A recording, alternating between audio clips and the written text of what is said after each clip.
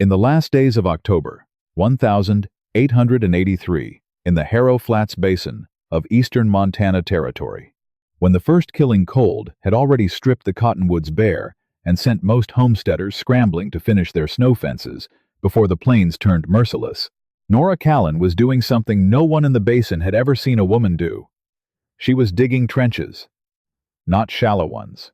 Deep, angled channels carved into the frozen earth in long, curving lines around the small stone and timber house she had built with her own hands over the previous summer.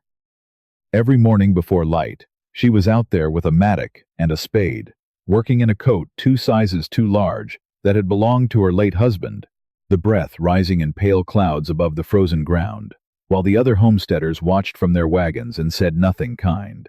Her daughter, May, 7 years old, and serious, in the way children become serious when they have seen too much, too young, carried buckets of loose soil away from the trench lines, while her mother worked. The girl never asked why. She had already learned that her mother's silences held more information than most people's speeches. The travelers who passed along the Harrow Trail slowed when they saw the trenches. A few stopped entirely. What was the young widow trying to build?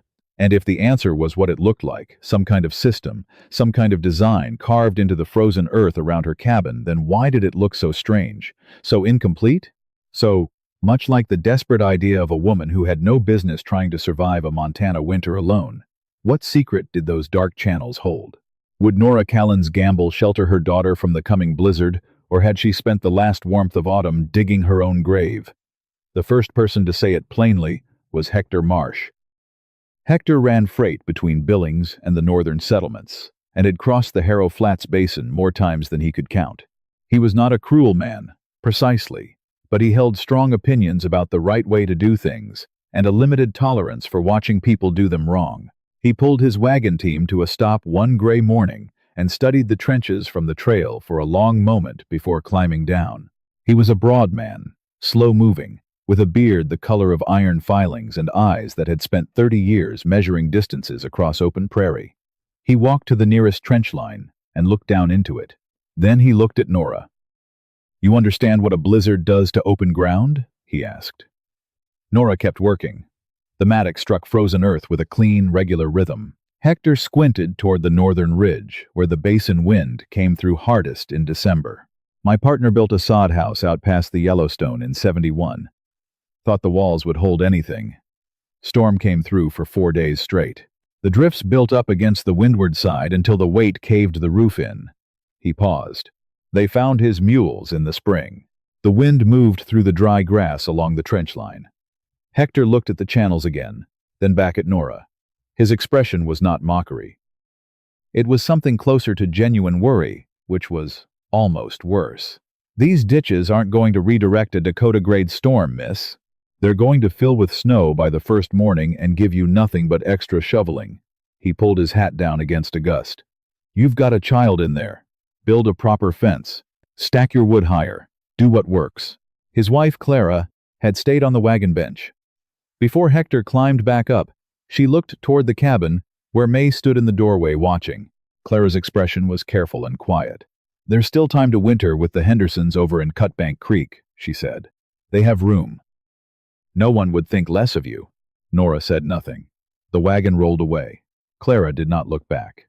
Hector did, once, and the expression on his face was the expression of a man who had already decided how a particular story was going to end. Nora drove the mattock into the frozen earth and kept going. That evening, after May had fallen asleep near the stove with a wool blanket pulled to her chin, Nora sat at the table with a piece of paper covered in diagrams she had been drawing and redrawing for 3 months. The lantern flame moved in a draft from the wall seam, while the basin wind tested the cabin from the north. She had not always been a homesteader. Before the land, before the Harrow Flats, before the fever took Thomas in the summer of 1881 and left her alone with a 5-year-old daughter and a half-finished claim, Nora had spent 2 winters working as a record keeper for a geological survey team moving through the mountain passes of Idaho Territory. The surveyors measured things most people never thought to measure: wind velocity at different elevations, snow accumulation patterns behind natural formations, the way a single ridge of exposed granite could split a storm current into 2 weaker channels that exhausted themselves before reaching the valley floor below. Nora had watched that happen, had written it down in her survey ledgers in her careful, precise hand, had understood, even then, that the mountain was not stopping the storm. It was making the storm do the work of stopping itself. She had thought about it for 2 years since Thomas died. Through one brutal winter, survived mostly on stubbornness and stored provisions. Through a second winter that was milder but taught her where the basin wind came from and how it moved across the flat ground and exactly where it hit hardest. The trenches were not random. She explained it that night to no one, which was how she did most of her thinking aloud, quietly, in the empty cabin, after May slept. The outer channels, cut deep and angled on the northern and northwestern faces, would catch the first hard current of a blizzard and force it downward. Wind moving into a depression lost speed. It lost shape. The snow it carried got heavy and dropped before it could travel far. But a single channel was not enough, because wind was not a single thing. It was dozens of smaller currents moving at slightly different speeds, and if you treated it like one wall coming at you, you would always lose. The inner ring of channels, shallower and curved, served a different purpose.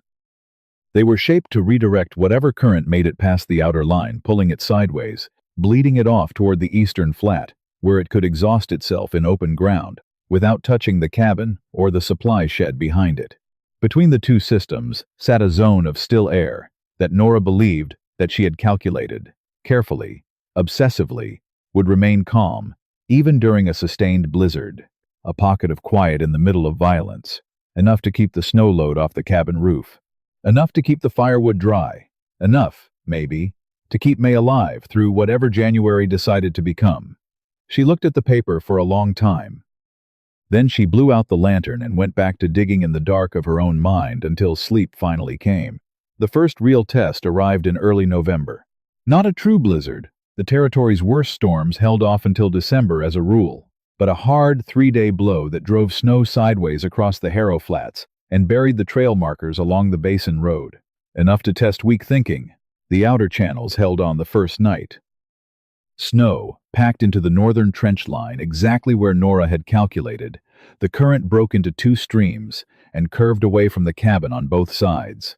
And she stood at the window, watching the drift form in the open flat 30 yards past the house, instead of against it.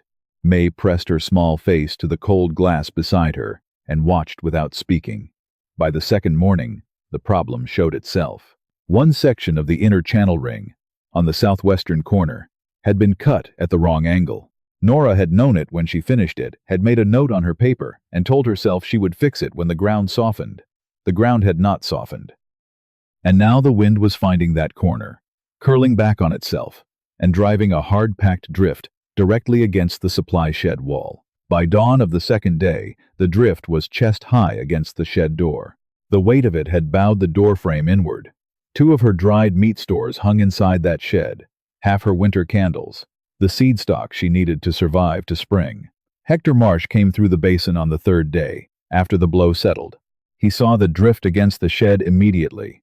He pulled the wagon to a stop and looked at it for a long moment. He did not say anything. He didn't need to. The look was enough. Nora was already outside with a spade. That night, with May sleeping and the temperature dropping through the floor of what thermometers could reasonably measure, Nora went back out with a lantern and a pickaxe and worked the southwestern corner of the inner channel until her shoulders shook and her breath came in ragged pulls and she could no longer feel her fingers inside her gloves. She ripped out 6 feet of finished trench and recut it at a steeper angle, deeper on the windward side, narrowing the curve so the current would be forced into a tighter turn and lose momentum before it could rebound toward the shed. She packed the loose soil back around the new cuts by hand, pressing it into the frozen walls of the channel with her palms. When she came back inside at 2 in the morning, May was awake, sitting up in her blanket with her dark eyes wide. "Mama, go back to sleep, sweetheart." "Did it work?" Nora hung her coat and stood at the stove for a moment with her hands spread over the heat. Her palms were red and cracked along 2 of the knuckles. She had not noticed until now. "Ask me in January," she said. May lay back down. In a few minutes her breathing slowed. Nora sat at the table until first light, studying her diagrams and making changes she could no longer afford to get wrong.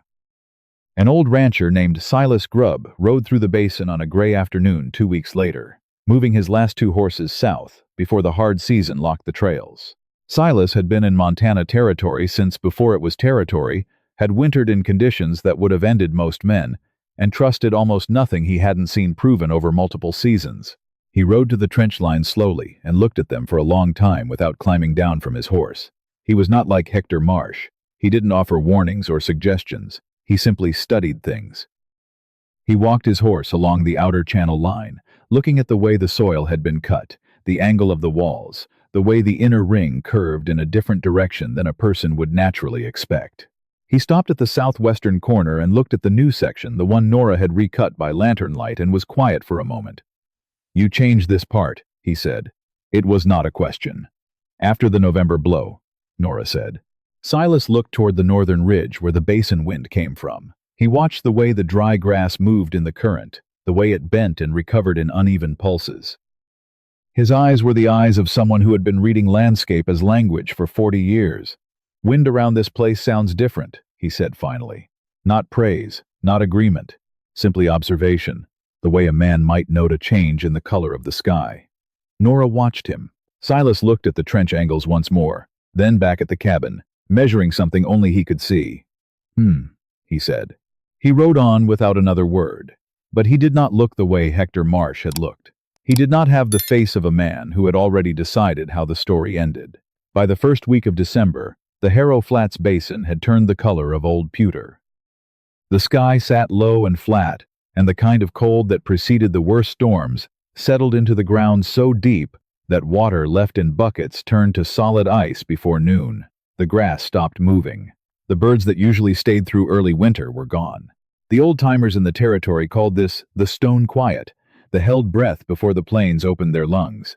Nora had seen it once before, in the winter of 1881, and she knew what it meant with the certainty of someone who has survived a thing once and does not intend to be surprised by it a second time. She moved through the homestead with the focused calm of someone who has run every calculation and made peace with the result. She hauled water from the well until her arms burned, storing it in every container she owned. She reinforced the supply shed door with a new timber brace and 2 iron bolts she had traded for in September against exactly this need. She moved the firewood stack entirely inside the quiet zone between the 2 channel rings, where it would stay accessible regardless of drift load. May helped carry the smaller pieces, stacking them with the careful precision of a child who understood that every log had a correct place. One late afternoon, while Nora was checking the angle of the outer channel's eastern end with a measuring cord, she looked up to find May standing at the edge of the trench line, looking out at the gray basin sky. "What if the wind comes from the other side?" May asked. Nora crouched beside the channel and ran her hand along the angled wall. "Then the outer channels are weaker on that side. But the inner ring holds either way, because of how the curve is cut." She looked up at her daughter. "And the wind in this basin almost always comes from the north and northwest. I spent 2 winters writing down which direction every big blow came from." May thought about this.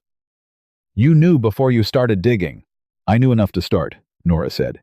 "Digging taught me the rest." The blizzard arrived the way she had known it would, not with warning, not with a gradual build, but all at once, like a door slammed open in the dark. It came just after sunset on the 10th of December, a single violent wall of wind and ice crystals that hit the cabin hard enough to knock a hanging tin cup from its hook beside the door. May woke from sleep with a sharp cry. The stovepipes groaned. The window glass rattled in its frame with a sound like something trying to get inside. "Mama, I'm here." Nora was already moving, lighting the second lantern, checking the stove damper, moving with quiet efficiency through a series of preparations she had rehearsed in her mind 100 times. She pulled May close for a moment, felt the small body rigid with fear, and held her until she felt the rigidity ease. "Listen," Nora said quietly. May listened. The wind was enormous. It screamed across the basin roof with a sound that pressed against the ears. But underneath that sound was something else, a broken, uneven quality, as if the current was arriving in pieces rather than as one clean force. The deep howl that should have been hammering the cabin walls directly was arriving instead in irregular pulses, weaker between the gusts than it had any right to be given the scale of the storm. Nora stood very still in the middle of the cabin, listening. She had expected the noise. What she had not been certain of, what she could not have been certain of, no matter how many times she had redrawn the diagrams, was whether the design would actually change the sound of the storm itself. It had. Without speaking, she tied a rope around her waist, secured the other end to the heaviest roof beam, and opened the door. "Mama, 10 seconds," she said. "Count them." She pushed into the storm. The cold hit like walking into a wall. Wind-driven ice crystals stung every exposed inch of her face immediately. The noise was total and physical, something that pressed against the chest and the ears simultaneously. She could see almost nothing in the blowing white chaos, but she could feel what was happening. The outer channel line was doing its job. She could feel it in the way the wind came to her broken, uneven, arriving from slightly different angles, at slightly different speeds rather than as one sustained current. She had to lean into several gusts, but the crushing sustained pressure she remembered from the 1881 storm, the pressure that had felt like the whole sky leaning on you, was not there. She looked toward the north. Through the blowing snow, she could see the drift forming. It was rising in exactly the right place. Not against the cabin wall, not against the supply shed out beyond the outer channels, piling against the open flat, building into a long, curved ridge that was growing thicker with every passing minute. The storm was depositing its snow load where she had told it to go. She allowed herself exactly 1 second of something that might, under other circumstances, have been called relief. Then she went back inside and bolted the door. May was at count 47 when she returned. "You said 10, May said." "I lied." Nora pulled off her ice-crusted coat. "The channels are working. Go to sleep." May did not go to sleep. Neither did Nora. The blizzard ran for 3 days. Inside the cabin, time changed shape entirely.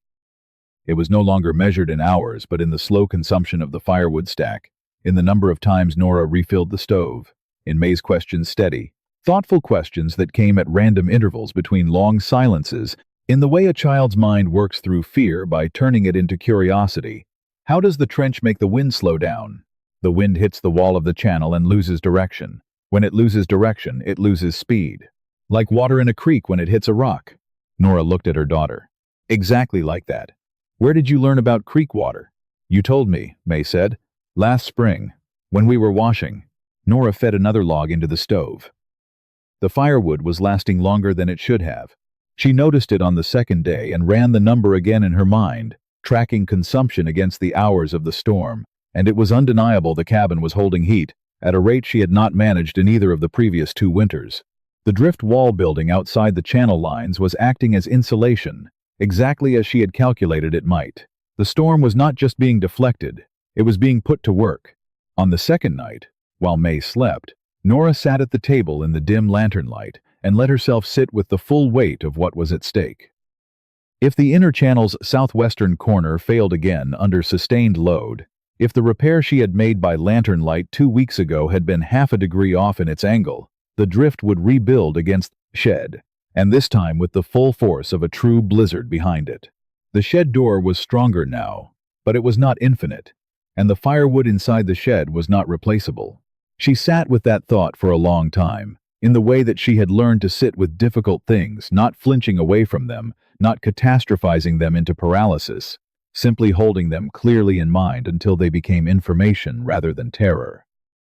Then she went over the angle calculation one more time and determined, as precisely as she could from memory, that she had cut it correctly. She slept for 3 hours on the second night, 4 on the third. On the morning of the 4th day, she woke to silence. Not the stone quiet that had preceded the storm. Something different, lighter, with a faint creak of the porch timber and the sound of her own breathing. She lay still for a moment and listened and heard nothing from outside except, faintly, the distant movement of wind across open ground far beyond the basin. She rose. She put on her coat. She picked up the shovel from beside the stove. May opened her eyes. "Stay inside until I come back," Nora said. "Is it over?" Nora lifted the door bar and pushed the door open slowly, against a few inches of light powder that had gathered on the porch. Cold air moved in softly, not violently, softly. She stepped outside and stopped. The world outside the cabin was impossible. Beyond the outer channel lines, the storm had built a wall. There was no other word for it, a great curving ridge of hard-packed snow that rose to within a foot of the cabin eaves, spanning the full northern and western arc of the homestead in a continuous barrier that had not been there 4 days ago. The wind had built it. The channels had told it where to build. And it had obeyed, as mindlessly and precisely as water obeys the shape of the ground it flows across. Inside the channels, the ground was clear. Not bare, a shallow layer of fine powder covered everything, 2 inches at most, but clear of the crushing drifts that should have buried the cabin in 3 days of sustained blizzard. The path between the cabin and the supply shed was walkable. The firewood stack was accessible, the top logs dusted with light powder that Nora brushed away with one sweep of her arm. The supply shed door opened on the first pull. She stood in the still air inside the channel rings and looked at the drift wall and the gray winter sky above it, and the thin trail of smoke rising from the cabin chimney, rising straight upward without bending, without being torn sideways by wind, rising straight up into the pale morning air as though there were no storm at all. She stood there for a long time. The storm had not been defeated. It was still moving across the Harrow Flats beyond the drift wall, still crossing the basin with all its original violence, still punishing the open ground to the east and west.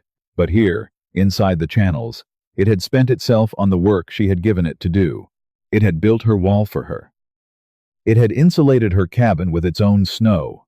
It had done everything she had asked of it, as though the storm itself had finally understood the terms she was offering. She heard the cabin door open behind her.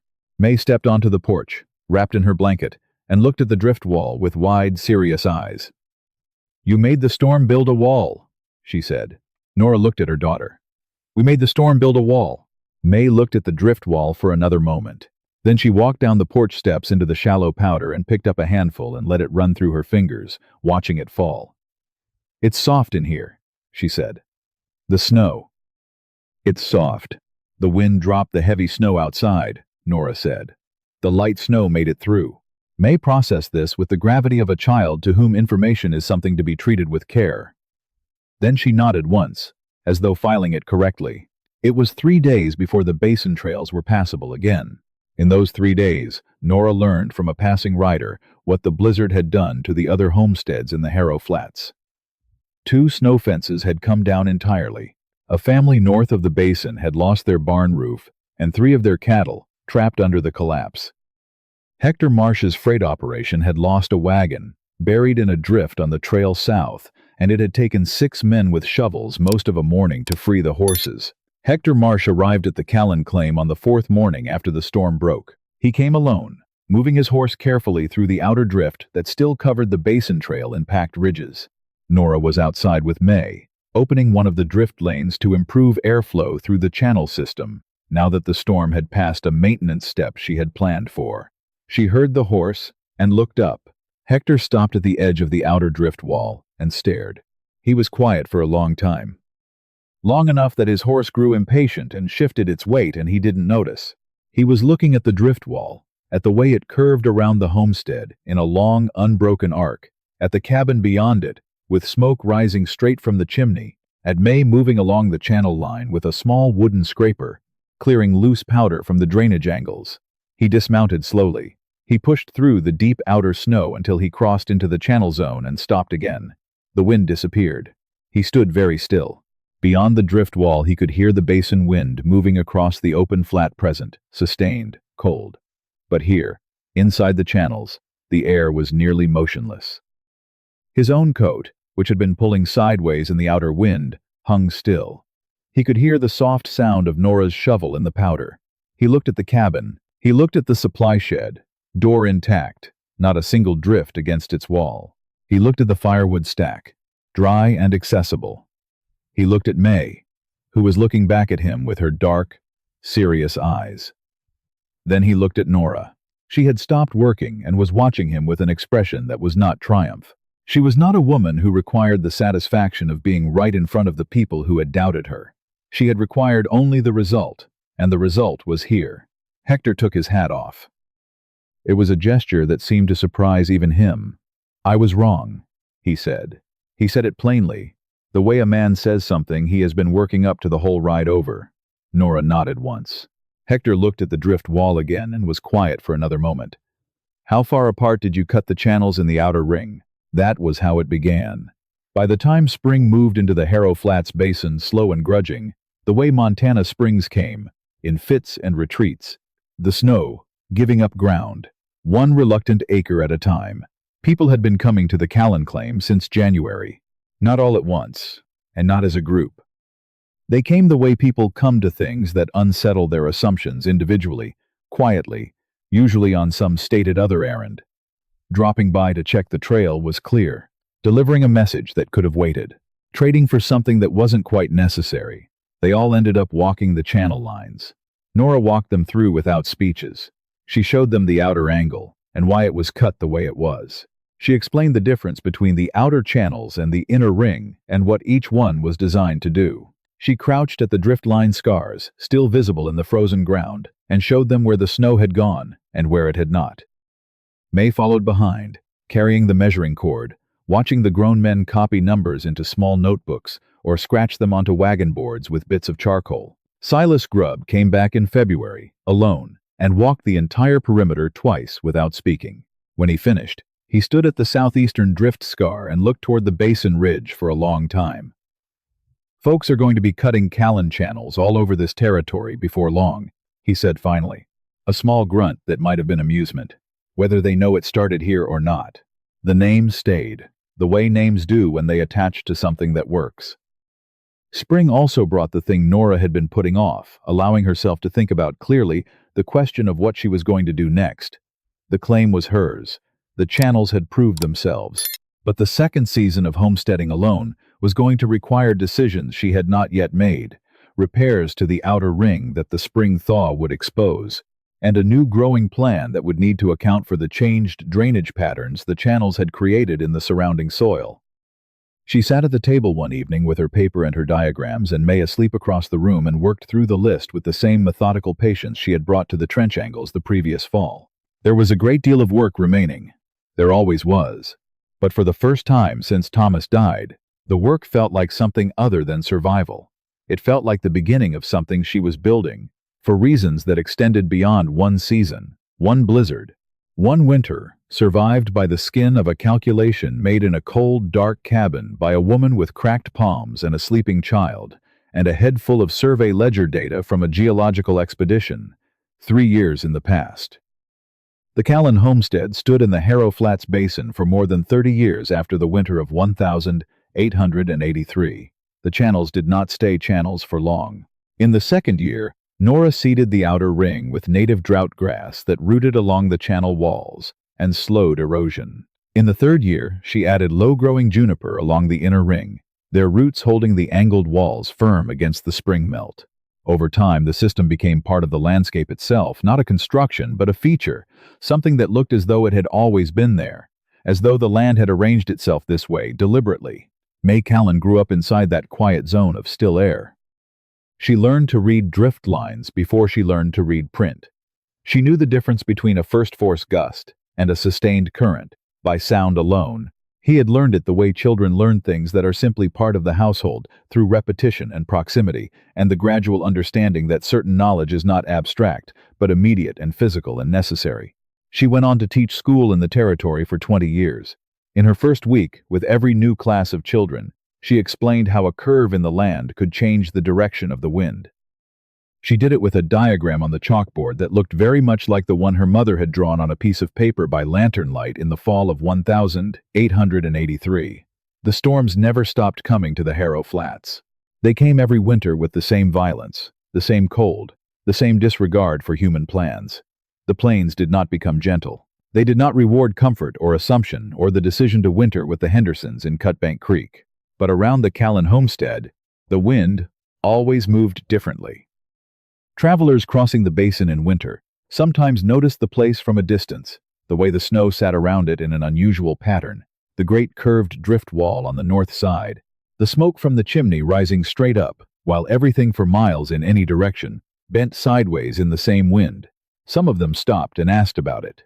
Others simply noted it and kept riding, carrying the image with them without understanding it.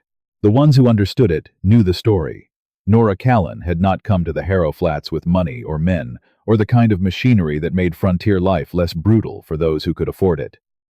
She had come with a dead husband's claim, a 7-year-old daughter, 2 winters of survey ledger observations, and a question she had been turning over for years. What if instead of fighting the storm, you gave it somewhere useful to go? She had spent one autumn digging the answer by hand into frozen ground, while the basin watched and waited for her to fail. The storm had answered her question better than any diagram could have. She had not defeated the winter. She had simply listened to it long enough to understand what it was willing to build if someone was patient enough to show it where. Was Nora Callen a genius? Or was she simply one of the few people willing to study a thing long enough to let it teach her? Tell us what you think in the comments below. Sometimes the most powerful thing you can do isn't to fight what's coming. It's to study it long enough to understand what it can build. Nora didn't have extra hands or extra money. She had patience, observation, and the quiet courage to keep digging when everyone else had already decided her story's ending. That kind of wisdom is available to all of us, in whatever frozen ground we're standing in right now. A small note for you: this story was imagined and written by AI, crafted to entertain, and to carry a small, honest lesson worth keeping.